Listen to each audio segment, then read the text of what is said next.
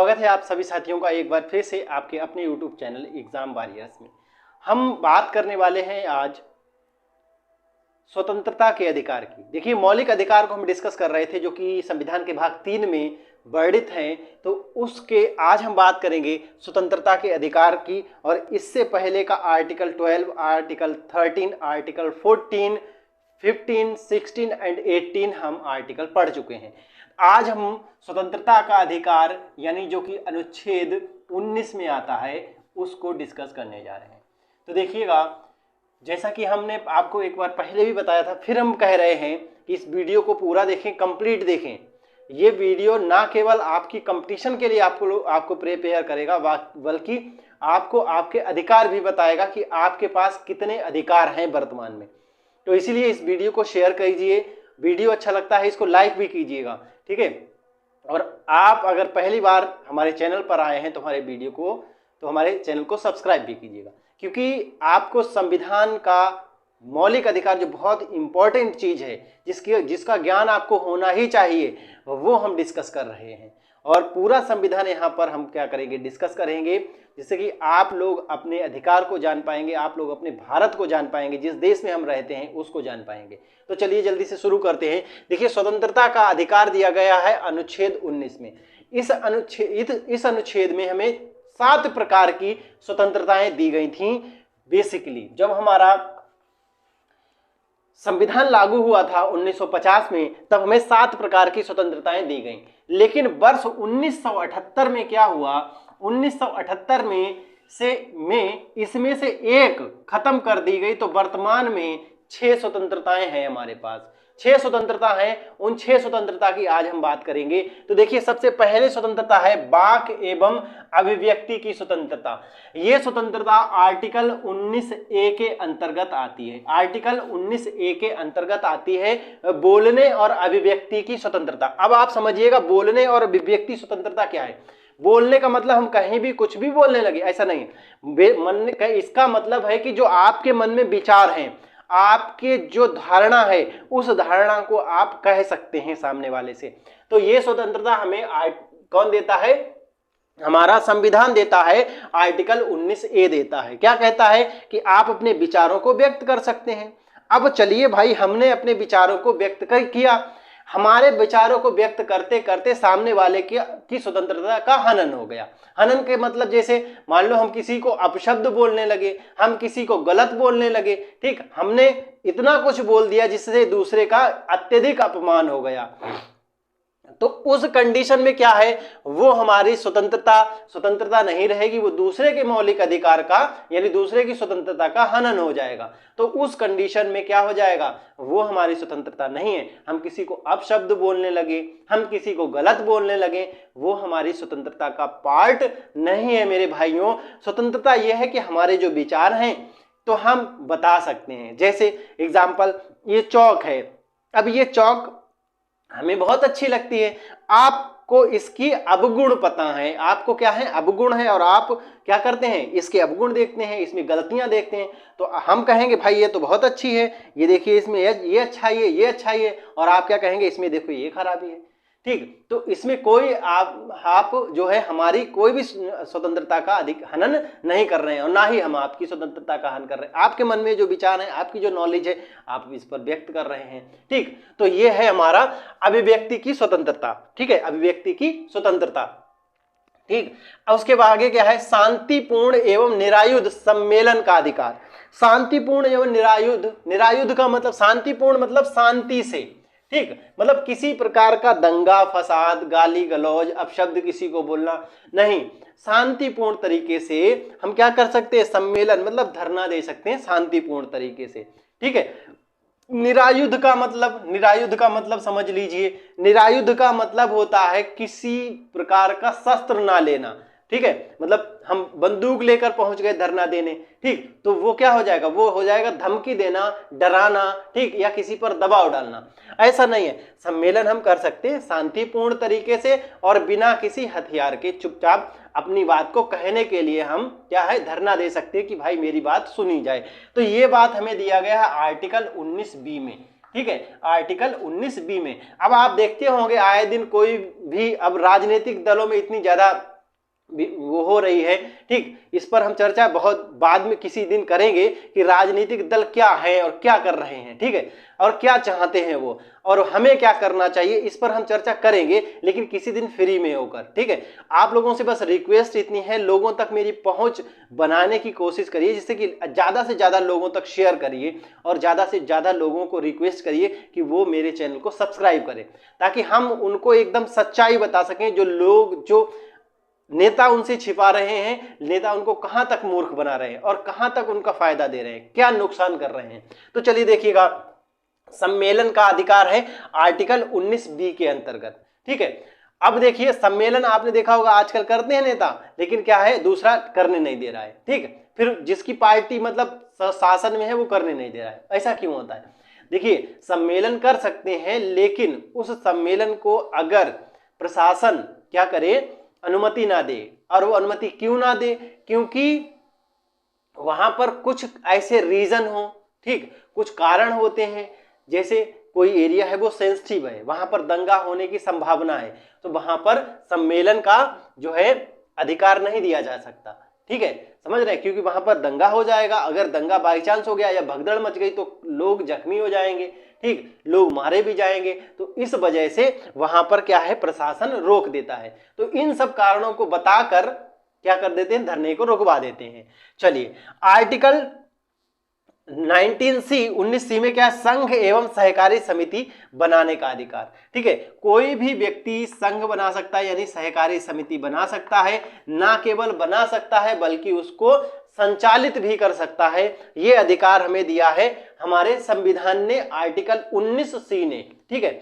उसके बाद में भारत के किसी भी स्थान पर आने जाने की स्वतंत्रता, हम भारत के किसी भी स्थान पर आ और जा सकते हैं, ये बात हमें 19E कहता है, 19E बताता है, हम भारत के कहीं भी किसी भी कोने में जा सकते हैं और हम वहां घूम सकते हैं।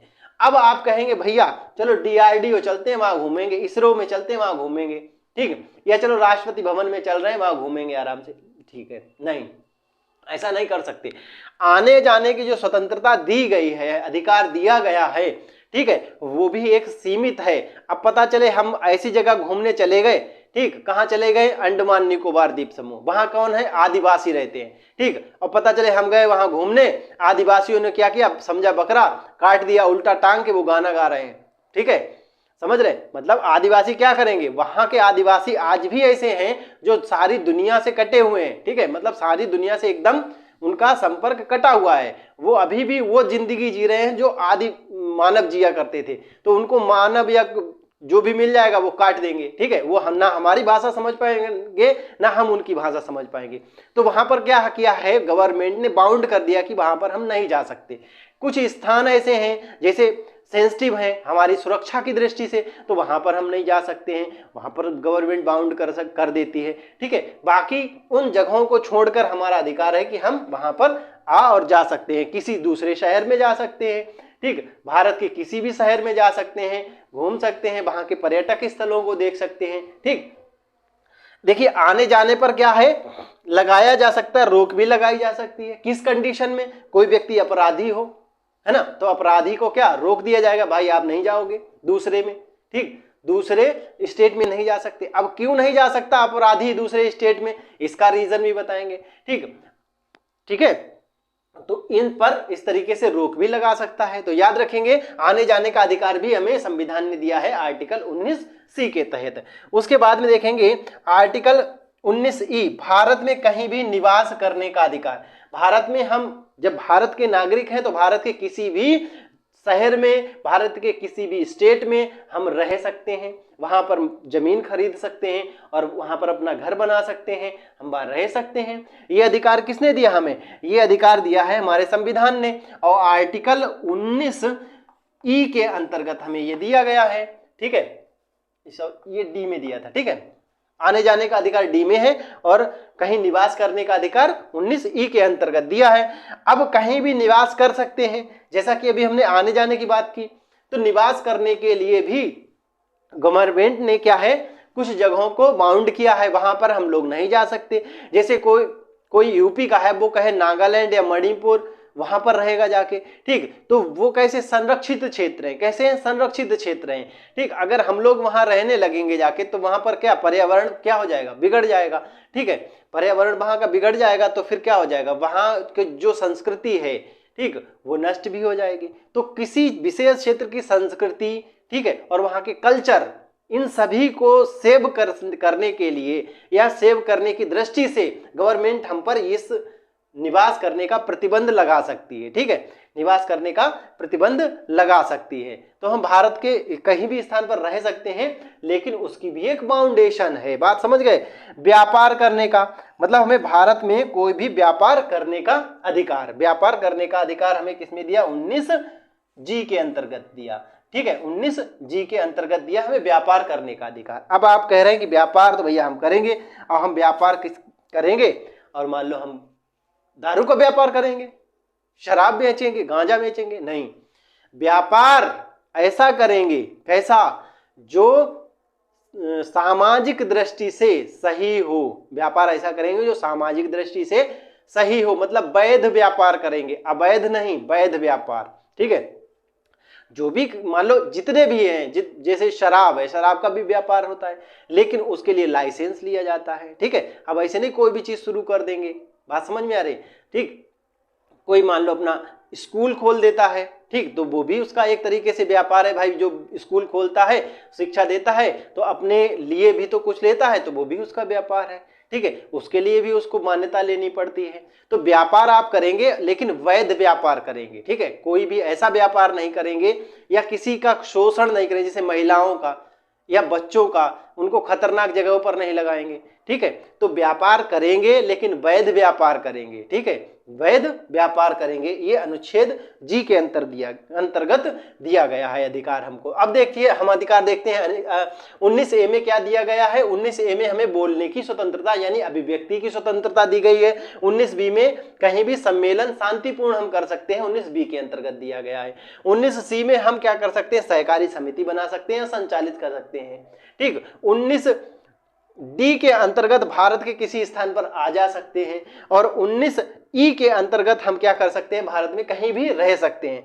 अब आना चाहिए था F। अब आप कह रहे होंगे सर आप भूल गए हैं, अब हंस रहे होंगे आप मेरे ऊपर कि आपको ABCD नहीं आती है। तो मेरे भैया देखिए, जो F आना चाहिए था ना, वो F कहां चला गया। हमने क्या बताया, पहले 7 थे, अब कितने रह गए, 6। तो जो एक गायब हुआ वो F हुआ है, कौन सा, 19F गायब हुआ है, ठीक है, 19F। अब आप कहेंगे सर ये भी तो बताइए 19F में क्या था, आपको पता ही नहीं, बताओगे क्या सर, है ना। देखिए भैया हमें कुछ नहीं पता है, लेकिन हाँ इतना पता है 19F में क्या था। 19F में जो था वो संपत्ति को खरीदने और बेचने से संबंधित था। किससे, संपत्ति को खरीदने और बेचने से संबंधित था, ठीक है। तो इसको अब क्या कर दिया गया, समाप्त कर दिया गया, ठीक है, इसको क्या कर दिया गया, हटा दिया गया यहां से, संपत्ति को खरीदने और बेचने से, ठीक है। क्योंकि अगर ये अधिकार दे दिया जाएगा, मान लो हमारे पास, हम जैसा कोई व्यक्ति जिसके पास कुछ नहीं है, संपत्ति ही नहीं है, संपत्ति के नाम पर ये चौक भी जो है मांग कर लाए हैं, ठीक है, संपत्ति के नाम पर ये चौक भी मेरी नहीं है, ठीक है, और ये वास्तविकता है, कसम की बात है, कसम खाकर कह रहा हूं, ये संपत्ति के नाम पर मेरे पास ये चौक भी अपनी नहीं है, ठीक है। तो उसको अब हम तो क्या कहेंगे, हम कहेंगे सुप्रीम कोर्ट जाएंगे, क्योंकि हमें मौलिक अधिकार नहीं मिल रहा है, हमें खरीदने बेचने को नहीं मिल रही है संपत्ति, खरीदवाइए और बिकवाइए, ठीक। तो क्या हो जाएगा, अब सुप्रीम कोर्ट हमारी व्यवस्था करे, ठीक। तो इन सब चीजों को हटाने के लिए क्या किया गया, इसको हटा दिया गया, इसको हटा दीजिए, क्योंकि ये गलत यूज कर सकते हैं, ठीक है। तो चलिए, तो ये है 19A और स्वतंत्रता का अधिकार आर्टिकल 19, इसमें इतने प्रकार के अधिकार दिए गए हैं, ठीक है।